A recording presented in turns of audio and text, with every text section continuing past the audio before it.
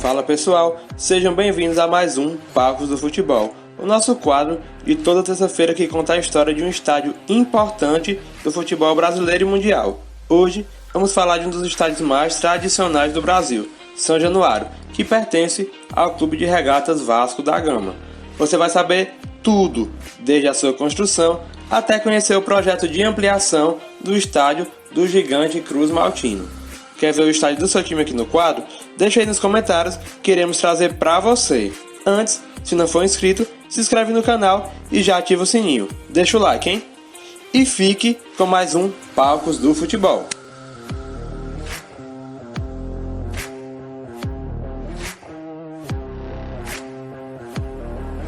Desde a ida para a primeira divisão em 1923, a diretoria vascaína já traçava planos para a construção de um estádio próprio. Contudo, a ideia só foi levada mesmo a cabo após a criação da AMEA. Um dos motivos argumentados para a não inclusão do Vasco na nova liga era a falta de um estádio próprio.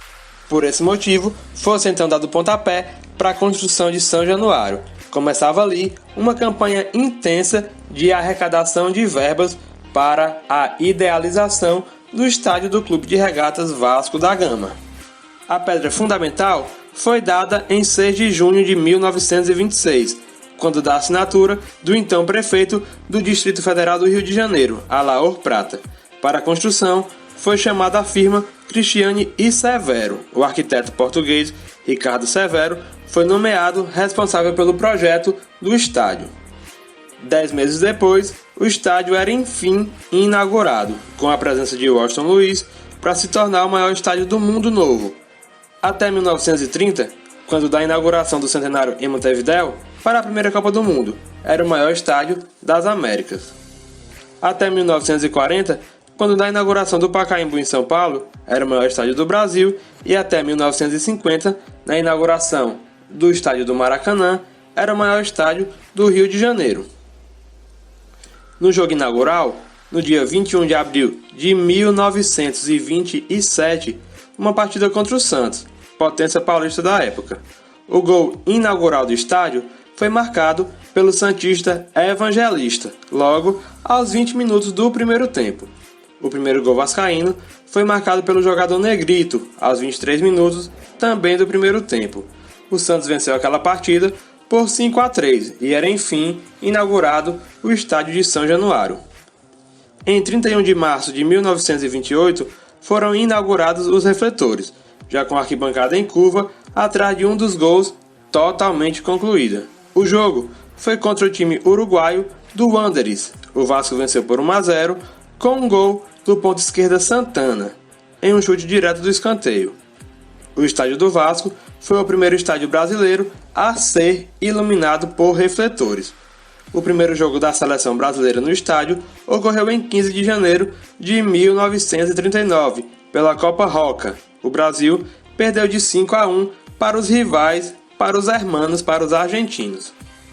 O estádio passou por uma série de reformas, visando proporcionar maior conforto aos torcedores e também aos jornalistas que cobriam os jogos em São Januário. Em parceria com patrocinadores, o Vasco reformou completamente os vestiários de São Januário, deixando-os com estrutura de primeiro mundo. Além disso, inaugurou um novo setor no estádio, chamado Setor Prêmio, onde torcedores encontravam diversas opções de lazer e um maior conforto para assistir os jogos da equipe e de quem viesse a mandar jogos no estádio.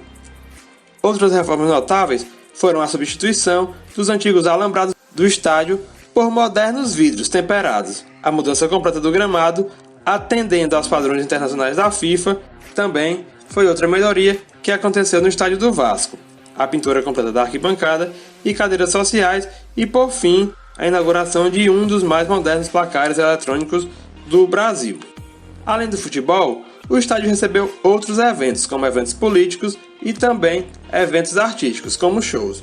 No estádio de São Januário, a seleção brasileira já disputou 26 jogos, sendo 21 vitórias, um empate e apenas 4 derrotas. Desde a sua inauguração em 1927 até o ano de 1950, a seleção disputava a maioria de seus jogos que fosse no Rio de Janeiro, no estádio de São Januário.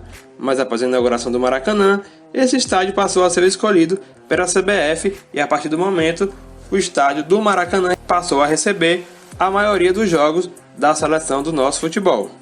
O último jogo da seleção brasileira realizado no estádio de São Januário aconteceu em 1993. Foi um amistoso em que a seleção brasileira venceu o selecionado do Paraguai. Em 2007, foi inaugurado no estádio de São Januário uma estátua de bronze em tamanho natural do craque e ídolo vascaíno Romário. A estátua fica localizada dentro do gramado, atrás da baliza à esquerda das cabines de rádio e televisão. Baliza esta na qual Romário marcou seu 1000º gol. Segundo então o presidente Eurico Miranda, a estátua é uma homenagem a um atleta que tanto contribuiu com o Vasco, sendo um dos maiores goleadores do clube, e também uma homenagem ao 1000º gol do atacante que foi marcado naquele estádio e naquela baliza. O Centro Avançado de Prevenção, Recuperação e Rendimento Esportivo, CAPRES, foi inaugurado em 22 de julho de 2016. Foi construído numa área de 600 metros quadrados no antigo estacionamento dos jogadores em parceria com a Ambev, a um custo de aproximadamente 5 milhões de reais. São Januário recebeu muitos jogos importantes, inclusive decisões como da Copa do Brasil e do Brasileirão. O estádio, por exemplo, recebeu a final do Brasileirão de 2000, a Copa João Avelange, entre Vasco e São Caetano, onde parte do alambrado chegou a ceder e alguns torcedores chegaram a ficar feridos. O estádio também já recebeu Taça Libertadores da América e outras competições internacionais.